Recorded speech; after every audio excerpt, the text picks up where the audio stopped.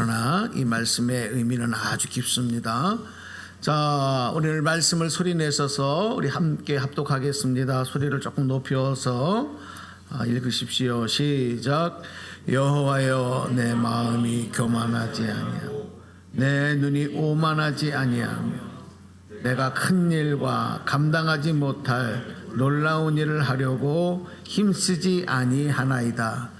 실로 내가 내 영혼으로 고요하고 평안하게 하기를 젖된 아이가 그 어머니 품에 있음 같게 하였나니 내 영혼이 젖된 아이와 같도다. 이스라엘아, 지금부터 영원까지 여호와를 바랄지어다. 아멘. 오늘은 제목을 오늘 말씀에 인용을 해서 내 영혼이 젖된 아이와 같도다 이렇게 정해 보았습니다. 한 주간도 많이 추웠죠. 오늘도 아주 그냥 히팅을 계속 했는데도 몸이 오싹오싹합니다. 어쨌든 건강 유의하시고 또 이렇게 건강한 모습을 함께 예배드림이 하나님께 은혜이고 축복이고 감사인 줄로 믿습니다. 몸은 춥지만 마음은 더 은혜로 따뜻해지는 시간 되기를 축원합니다. 할렐루야. 옆에 계신 분들 우리 한번 인사합시다. 말씀으로 은혜 받으시기 바랍니다. 말씀으로 은혜 받으시기 바랍니다. 추우니까 몸이 다 굳어 계신 것 같아요. 매일 세상의 아름다움과 신비를 경험하면서 감사하는 삶을 살아가는 그런 분들이 있는가 하면 매일 뭔가에 짓눌리고 떠밀리고 쫓겨서 불안과 걱정으로 채워진 그런 삶을 살아가는 분들도 있습니다. 여러분, 지난 한 주간의 삶은 어떠셨습니까? 여러분의 삶은 어떠셨어요? 어떻게 사셨어요?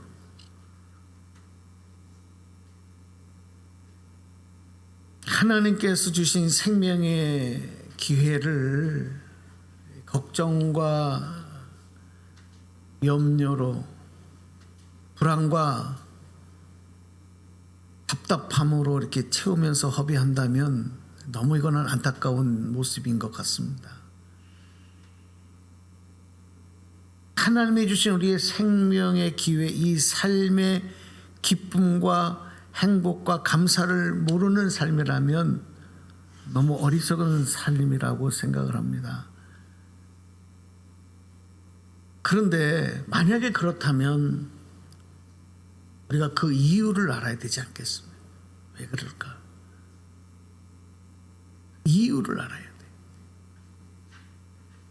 그런데 그 이유를 보통은 환경에서 또 지금 내 앞에 벌어지는 어떤 상황에서 어떤 사건과 일에서 또 사람에게서 찾으려고 그래요.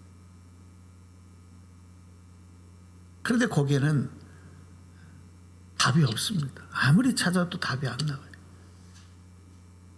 그러니까 점점 더 인생을 허비하고 생명의 기회를 어처구니 없이 낭비하는 모습밖에 안 되는 거예요. 성경에 보니까 그 이유에 대해서 명확하게 말씀을 하는 거죠. 이게 뭐냐? 하나님 바라보지 않고 하나님께서 등을 돌리고 하나님과 멀어진 삶을 살기 때문이다. 이렇게 말씀합니다. 여러분이 혹시라도 내가 삶이 그렇다 하면 그 원인을 아셔야 돼요. 내가 하나님까지 멀어져 있구나. 하나님 바라보지 않고 있구나. 자, 여러분, 하나님을 바라보고 믿고 산다고 하는 것은 알겠는데, 그 의미를 알겠는데 아는 것만 갖고 안 되는 거예요. 그래서 제가 오늘 말씀을 이렇게 묵상을 하면서 하나님을 믿고 산다는 것을 가장 잘 설명해 주는 모습이 오늘 성경에 다윗의 시로 고백되어 있는 이 말씀 속에 있더라고요. 그건 뭐냐?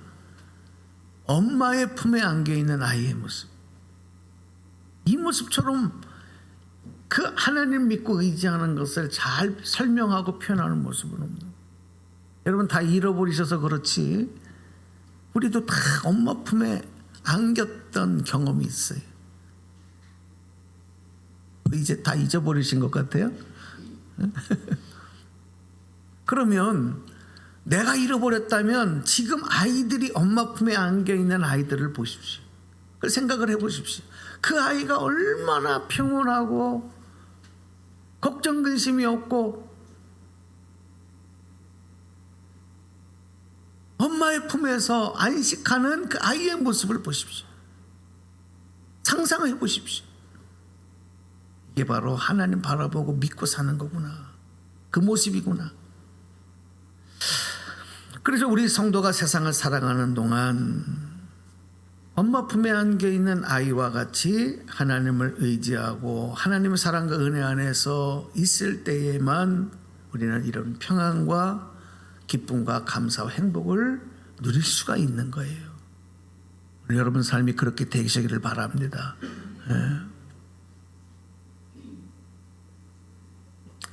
근데 성경은 우리 성도들의 영적인 소속, 다시 말하면 시민권이죠. 이 시민권이 어디에 있느냐? 하나님 나라에 있다 이렇게 말씀합니다. 하나님 나라에. 우리가 대한민국 안에서 대한민국에 태어나서 살고 있기 때문에 우리는 다 대한민국의 국민이에요. 그래서 우리의 시민권은 대한민국에 있단 말이에요. 그래서 다 여러분 성인이 되면 주민등록증이 나오고. 그런데 여러분의 진짜 영적인 소속은 하나님 나라, 하나님 나라의 시민권, 시민이라고 하는 사실을 성경은 말씀하고 있는 거예요. 우리가 이 땅을 살고 있어도 우리의 영적인 소속은 하나님 나라에 있다. 그런데 안타깝게도 지금 내가 세상을 살고 있으니까 내 육신이 세상 가운데서 살아가고 있다 보니까 내 소속이 그냥 세상에만 있는 줄 알고 사는 사람들이 많은 거지요. 성도들 중에도 그렇습니다. 그렇게 생각하는 거예요. 그러면 어떻게 살게 되느냐? 그렇게 생각하는 사람의 삶은 세상만 바라볼 수밖에 없어요. 세상에서 뭔가를 더 얻기를 원하는 목표를 갖고 그 목표대로만 살 수밖에 없어요. 거기에서 만족하고 또 행복해지려고 몸부림을 칠 수밖에 없어요. 왜? 내가 세상밖에 없으니까. 그런데 채워도 채워지지 않는 거예요. 그러니 그 삶이 어떻겠습니까? 다 나중에 가서는 헛되고 헛되도다. 헛되고 헛되니 헛되도다. 이런 탄식밖에 나올 게 없는 거예요. 그래서 하나님 믿고 사는 성도는 먼저 내 소속을 다시 분명히 온전하게 아는 게 중요합니다. 여러분의 영적인 소속이, 여러분의 시민권이 어디에 있다고요? 어디에 있습니까? 한번 따라서 합시다. 나는 믿음을 갖고 하세요. 믿음을 갖고. 나는 하나님 나라 시민이다. 믿는 분들만 아멘. 이 믿음을 분명히 하셔야 돼요. 내가 대한민국 국민이기 때문에 세계 어디를 나가도 당신의 국적이 뭡니까 하면 코리아라고 쓰잖아요. 저 북한이라고 쓰면 안 되잖아요. 일본이라고 쓰면 안 되잖아요. 중국이라고 쓰면 안 되잖아요. 자기 소속도 몰라요. 대한민국 국민이 내 조국이, 내가 속한 나라가 대한민국이라는 것을 모르고 살면 그 사람이 정상이겠냔 말이에요. 여러분의 영적인 소속은 어디라고요? 성도의 영적 소속은 하나님 나라 시민이다. 할렐루야. 이걸 분명히 해야 돼. 그런데 내 소속이 하나님 나라에 있다고 해서 세상에서 아무렇게나 살거나 대충 살거나 세상에 관심 끊고 살거나, 여러분 그건 잘못된 생각이에요. 어차피 우리는 하나님 나라 갈 건데 이 세상은 뭐 대충 그냥 자기 책임, 사명, 의무도 감당하지 않고, 여러분 그렇게 사는 건 절대 잘못된 생각입니다. 왜냐하면 하나님 나라에 속한 성도에게는 하나님께서 특별히 이 세상을 위해서, 또 이 세상을 함께 살아가는 사람들을 위해서 일해야 하는 특별한 사명을 맡겨주셨기 때문에, 그러니까 세상도 대충 살면 안 돼요. 더 열심히 살아야 돼요.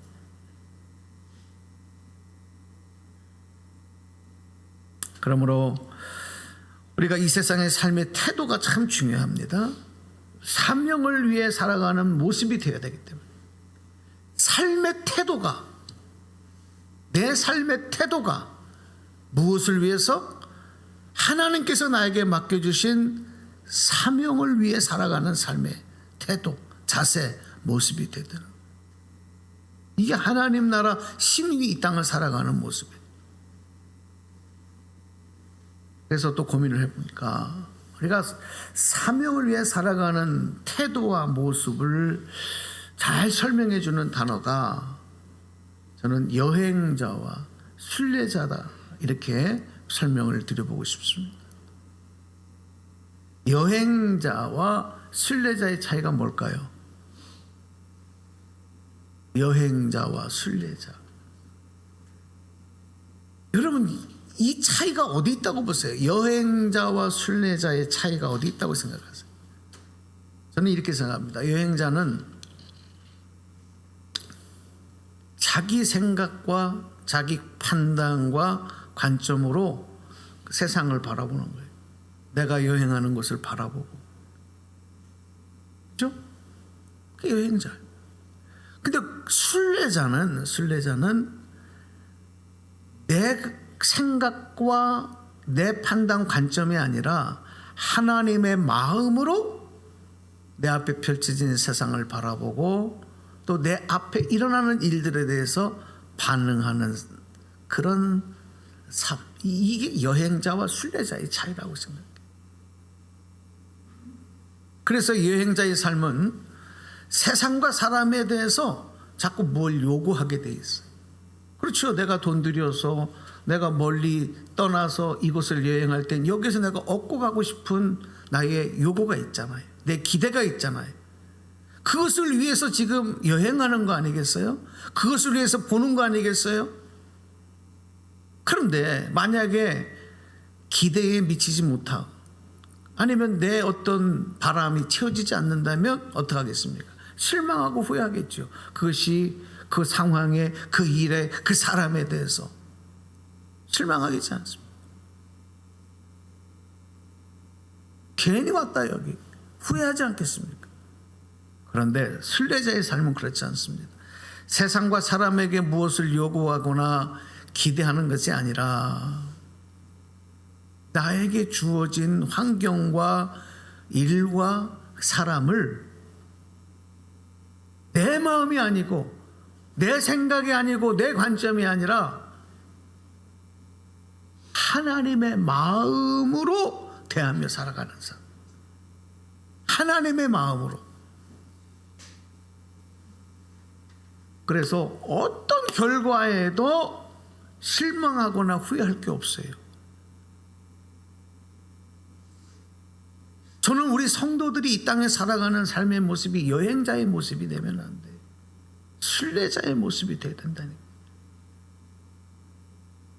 여러분 그렇게 되시기를 바랍니다. 그렇게 되기 위해서 기도해야 되고, 그렇게 되기 위해서 내 삶과 내 생각과 내 방식을 바꿔야 돼요. 안 그러면 나중에 가서 후회밖에 없다니까요. 이 세상을 떠날 때 후회밖에 안 남는다니까요. 여행자가 아닌 순례자 되시기를 축복합니다. 그 여러분의 얄팍한 지식, 여러분의 그 얄팍한 고집, 고정관념으로 세상을 보지 마세요. 이건 성도의 삶의 태도가 아닙니다. 하나님 나라 시민권에 살아가는 모습이 아닙니다. 하나님의 마음으로 바라보시고 하나님의 마음으로 반응할 수 있도록 여러분 날마다 힘쓰시기를 축원합니다. 할렐루야. 예.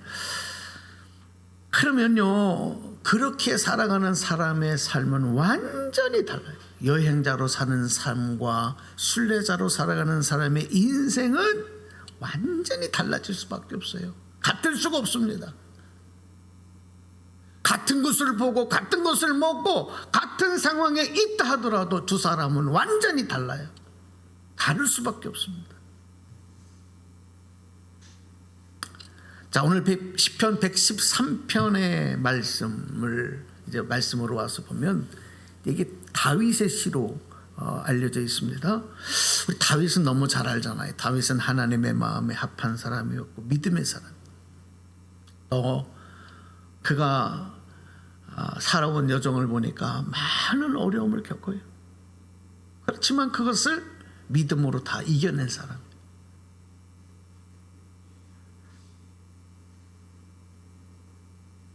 그러니까 이스라엘을 통일을 하고 통일 이스라엘을 이루면서 강력한 왕권으로 가장 부강한 이스라엘을 이룬 왕이기도 했습니다. 그런데 이 전체적으로 다윗이 살아간 그 삶의 태도와 삶의 모습을 보니까 앞에서 설명드린 대로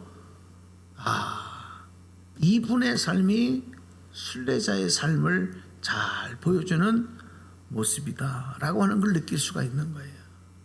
다윗의 삶이. 자, 보십시오. 다윗은요, 모든 일을 내 앞에 일어나는 좋은 일이든 나쁜 일이든 어떤 일이든지 그 판단과 반응과 결정을 내 마음대로 하지 않아요. 내 마음대로, 내 생각대로 하지 않아요. 내 이익을 따라 하지 않아요. 하나님의 마음으로 보고 하나님의 마음으로 보고 반응하면서 그 결과까지도 하나님께 맡기며 살아간 사람. 이게 다윗입니다.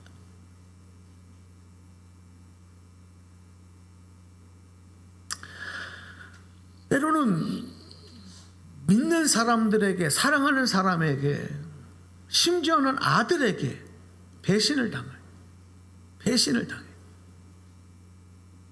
그리고 죽음의 위기, 그리고 두려움에 쌓여서 더 이상 희망을 찾기 어려운 이런 상황에 놓이기도 합니다. 하나님 앞에 기도를 했는데, 금식하고 간절하게 하나님 앞에 기도했는데,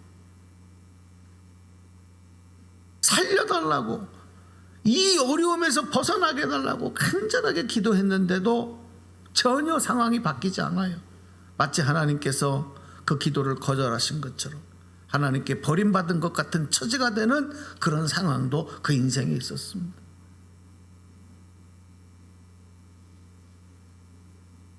그런데 오늘 우리는요, 다윗의 인생 속에서 그런 폭풍우를 뚫고 나와서 그가 하나님에게 하는 그 고백을 우리는 들어야 돼요. 오늘 그 말씀이 오늘 시편 131편에 기록되고 있어요. 우리 1절 말씀을 한번 같이 어떻게 고백을 하는가, 하나님을 향해서 어떻게 고백하는가, 우리 1절을 같이 여러분 정독하면서 읽어보겠습니다. 시작. 내 마음이 교만하지 아니하고 내 눈이 오만하지 아니하며 내가 큰 일과 감당하지 못할 놀라운 일을 하려고 힘쓰지 아니하나이다. 예. 아마도 이 고백은 다윗이 강력한 왕권을 가지고 왕이 되어서 호의호식을 누리는 천하무적의 왕이 되었을 때에 하는 고백, 그 마음을 가지고 하는 고백이었던 것 같기도 해요. 그런데 이 말씀을요, 제가 표준 세번역 말씀으로 찾아보니까 이렇게 다시 번역을 했어요. 좀 쉬운 말로 이 세번역 말씀도 한번 읽어볼까요? 시작. 주님, 이제 내가 교만한 마음을 버렸습니다. 오만한 길에서 돌아섰습니다. 너무 큰 것을 가지려고 나서지 않으며 분에 넘치는 놀라운 일을 이루려고도 하지 않습니다. 자, 여러분, 이거 다윗의 고백인데 그냥 쉽게 넘어갈 얘기가 아니에요. 아, 그런가 보다가 아니라 만약에 내가 그 자리에서 그런 상황이 되면 이런 고백이 나올까요?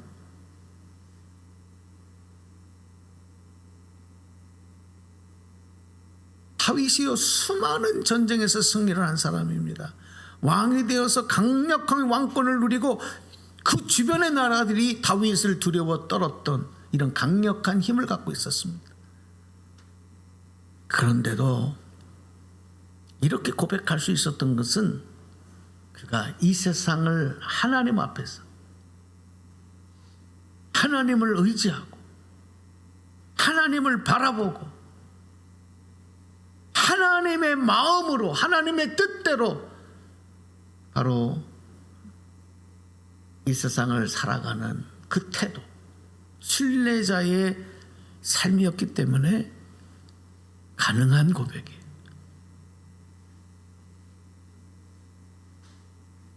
그러니까 너무 잘 됐다고 교만할 것도 없고 너무 안 된다고 실망할 것도 없어요.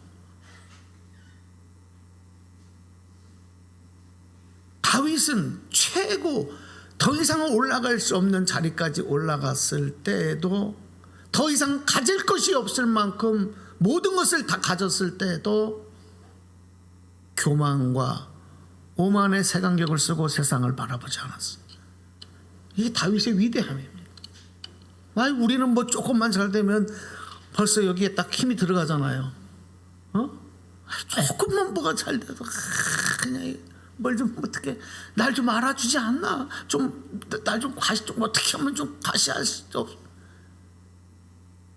여기 그냥 힘이 빡 들어가 버리는 거예요. 그냥 여기 담이 올 정도로 그냥 조금만 뭐가 좀 잘 돼. 오만함과 교만함의 안경을 써버리고 마는 거죠. 나도 모르게 뭐 대단한 것처럼, 대단한 것이 된 것처럼, 대단한 것을 이룬 것처럼 착각하는. 그리고 거기에 뭐 뭡니까? 거기에서 더 많은 것을, 더 높은 것을, 보통 일반 사람들이 나타나는 모습. 그런데 다윗은 더 큰 것을 가지려고 욕심내지 않을 수 있었고 분에 넘치는 놀라운 일을 이루려고도 하지 않습니다. 이 여러분 절제 아니겠어요? 이 겸손 아니겠어요?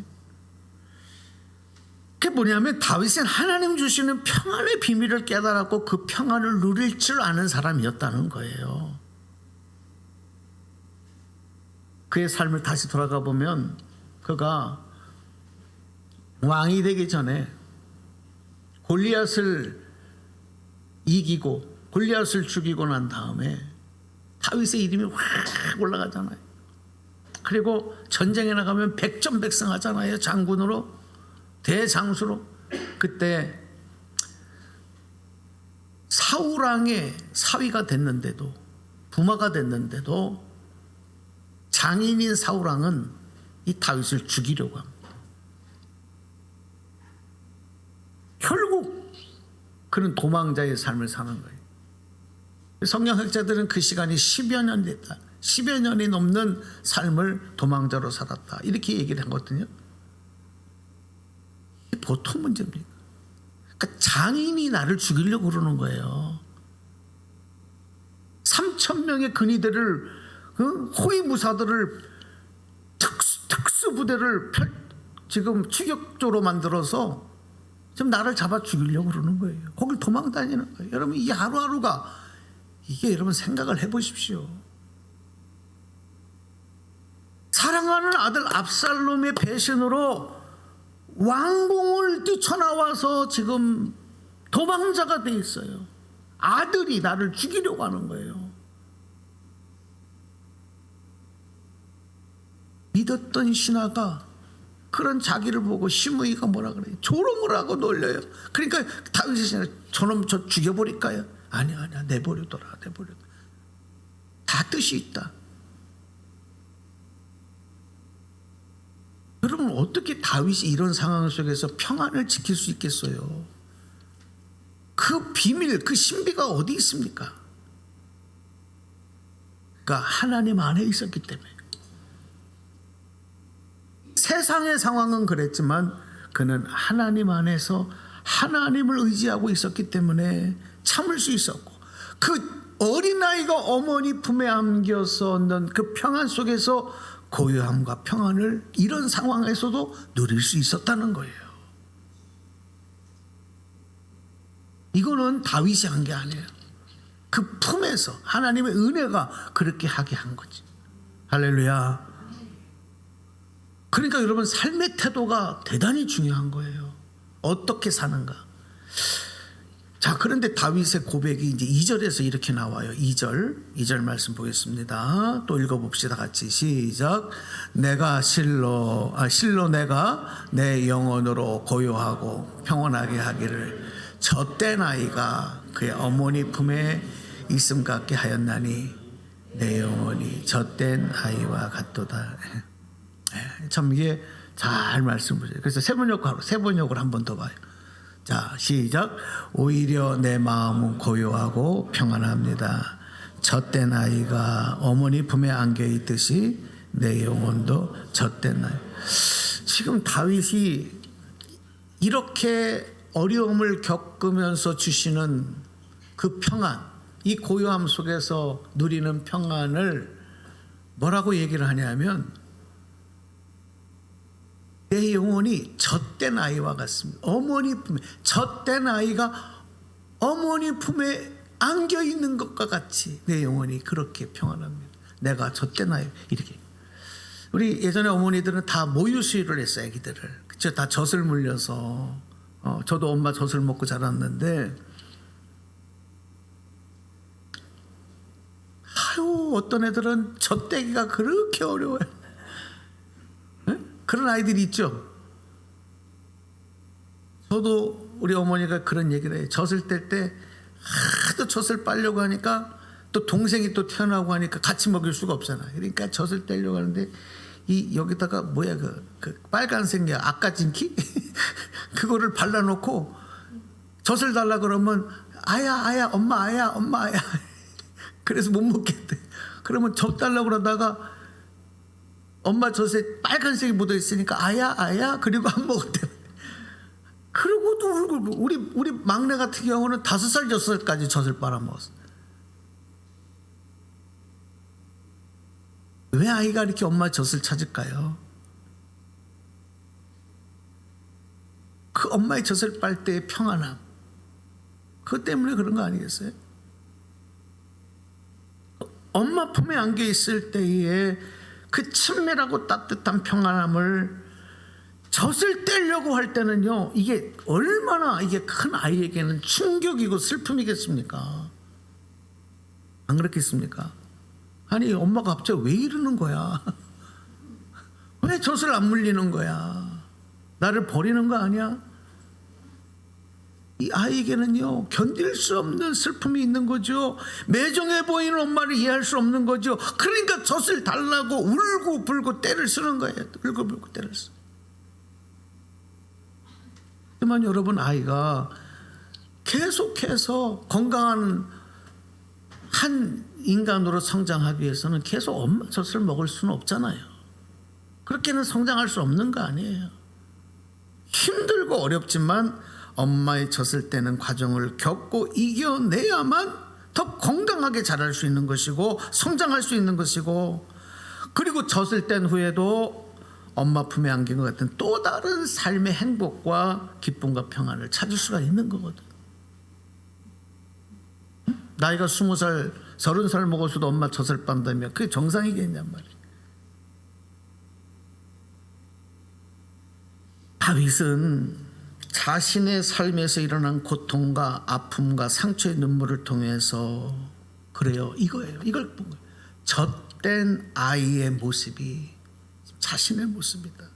그 젖을 떼기까지의 그 고통과 상실감과 그리고 외로움과 고통,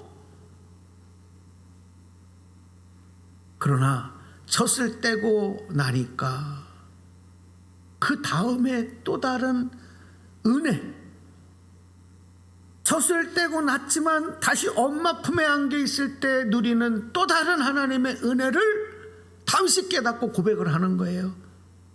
할렐루야, 할렐루야. 이 은혜가 뭔지 아시겠어요? 그래서 젖된 아이처럼 새롭게 찾은 하나님의 사랑과 은혜를 그 마음이 고요하고 평안함 속에서 지금 이렇게 고백하고 있는 것입니다. 사랑하는 여러분, 우리는 때로는 하나님이 내 기도에 응답하시지 않는 것 같고, 하나님의 사랑 끊어진 것 같고, 하나님이 왜 이렇게 매정하시지? 왜 이렇게 내 사정을 몰라주시지? 이렇게 느껴질 때도 있고,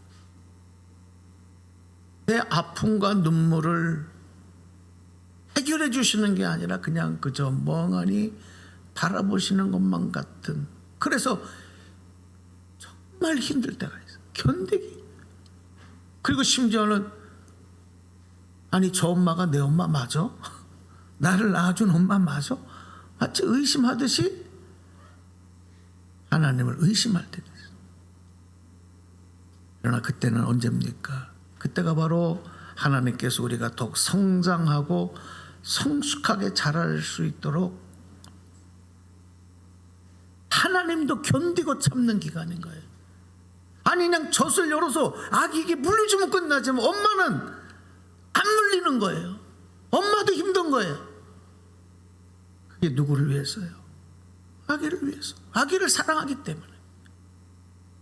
그때 하나님의 마음은 아무리 젖을 달라고 아기가 울어도, 그 아기가 힘이 들어도 스스로 극복하고 이겨내기를 기다리는 엄마의 마음과 같단 말이죠. 여러분, 그런 하나님의 마음을 아는 성도들이 되시기를 바랍니다. 이게 성장한, 성숙해가는 모습인 거예요. 믿음이. 그러므로 이제는 우리가 더 이상 엄마의 젖을 달라고 떼쓰는 아이의 모습에서 이제 젖된 아이의 모습, 그런 모습이 되어서 엄마의 품에서 새로운 평안과 그리고 고요함을 경험하면서 다윗처럼 하나님께 감사의 그런 고백을 할 수 있는 성도들이 되어야 되겠습니다. 저와 여러분이 그런 모습 되기를 축원합니다. 축원합니다. 그렇습니다. 우리의 삶은 젖을 먹던 때나 젖을 뗀 후에나 여전히 하나님의 품에 안겨서 하나님을 의지하는 삶이 돼야 돼요. 아기가 엄마의 젖을 뗐다고 엄마를 의지하지 않는 게 아니에요. 엄마의 사랑에서 끊어진 게 아니에요. 이 말은 항상 하나님을 바라보고 의지하고 그 말씀에 순종하면서 그 사랑 안에서 인담받는 삶이 되어야 된다는 내용입니다. 그래야 이 세상에서 참된 평안과 그 다음에 행복과 기쁨을 누리는 하나님의 자녀의 삶이 될 수 있다. 믿음의 성장과 성숙을 이루면서 하나님의 기쁨을 올려드릴 수 있는, 자녀가 성장하면 부모의 기쁨을 주고 부모의 마음에 힘이 되어지는 자녀가 되어야 되잖아요. 그런 하나님의 자녀 되어야 되지 않겠습니까? 오늘 이 말씀을 여러분에게 드리면서 다윗은 언제나 자신이 하나님의 품에 안긴 젖된 아기가 누리는 고요함과 평안함을 가지고 어떤 일이든 나에게 일어난 일에 대해서 반응하면서도 거기서 교만하고 오만해지지 않고 또 걱정 염려에 쌓이지 아니하고 그것을 견디고 이겨낼 수 있는 삶을 살았어요. 오늘 우리에게 이러한 믿음이 필요합니다.